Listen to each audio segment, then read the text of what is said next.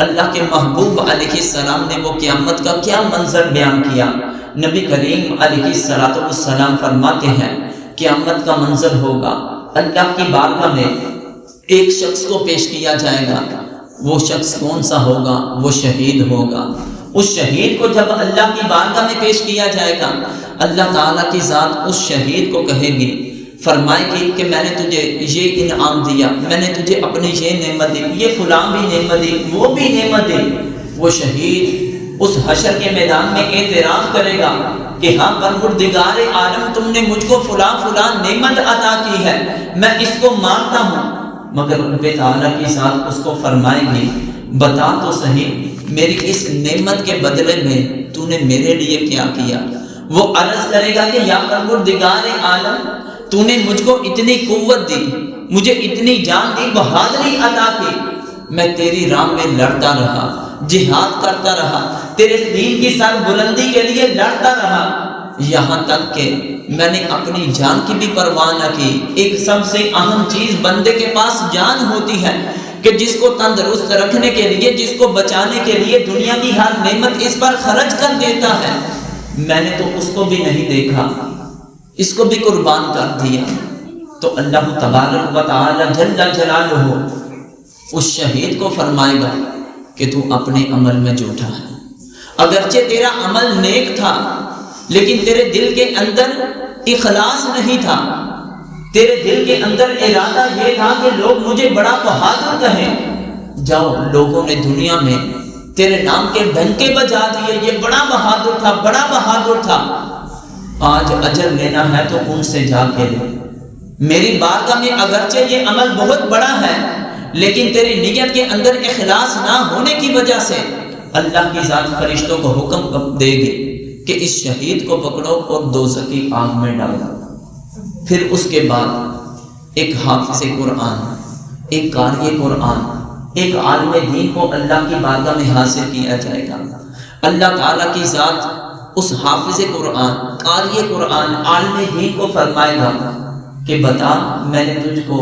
علم کی کیسی نعمت سے نوازا، بتا میں نے تجھ کو کیسی ذہانت عطا کی، بتا میں نے تجھ کو کتنی پیاری آواز عطا کی تھی، میں نے تجھ کو کتنا پیارا منصب عطا کیا تھا،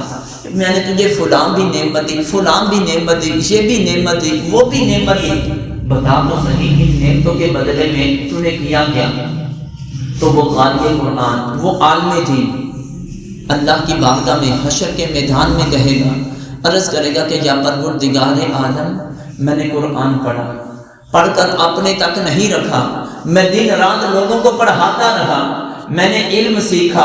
دن رات لوگوں کو علم سکھاتا رہا، میں قرآن کی تلاوت کر کے لوگوں تک اس قرآن کو پہنچاتا رہا، میں نے جہاں تک بھی میرے اندر طاقت تھی میں نے ہر جگہ پر تیرے اس علم کو، تیرے دین کو پہنچانے کی کوشش کی ہے۔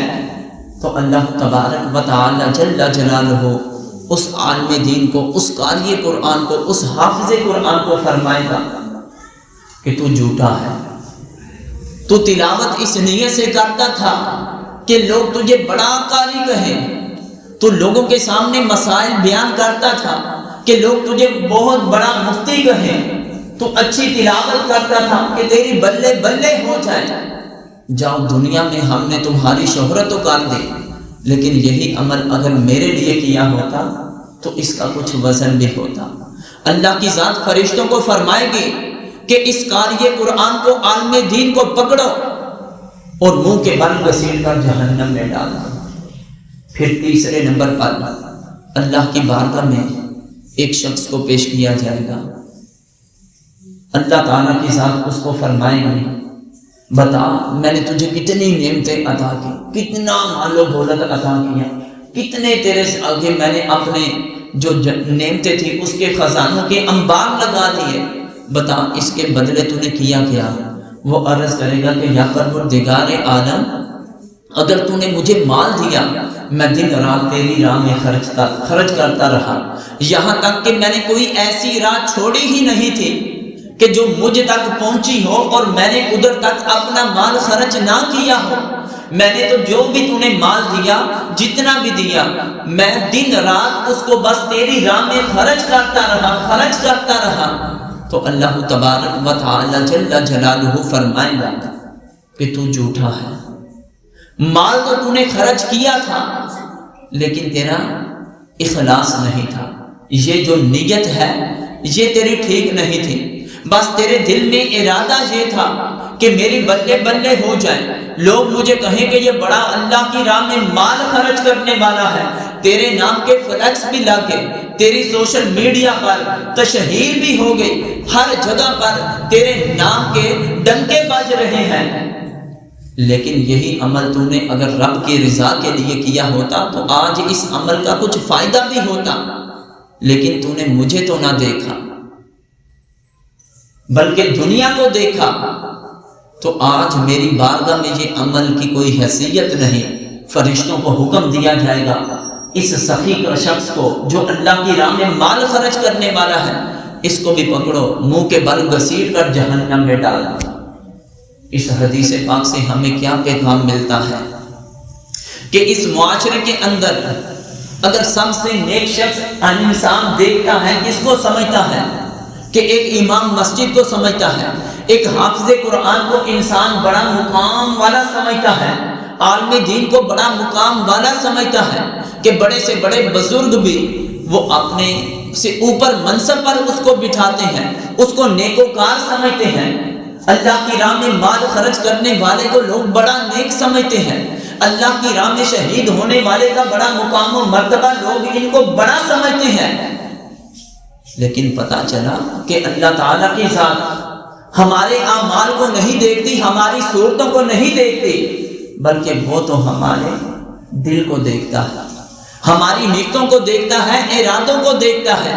اگر ہماری نیتوں میں فطور آ جائے تو بندے کا پڑھا ہوا قرآن بھی جو ہے وہ کل قیامت کے دن اس کے کام نہیں آئے گا، وہ دین کا علم، وہ اللہ اور اس کے رسول کی جو شریعت ہے اس کی تبلیغ کرتا رہا، یہ بھی اس کے کام نہیں آئے گی۔ وہ جو اللہ کی راہ میں اس نے اپنی جان قربان کر دی، یہ بھی اس کے کوئی کام نہیں آئے گی۔ یہاں تک کہ اللہ کی راہ میں مال خرچ کرنا، یہ بھی اس کے لیے کچھ بھی کام نہیں آئے گا۔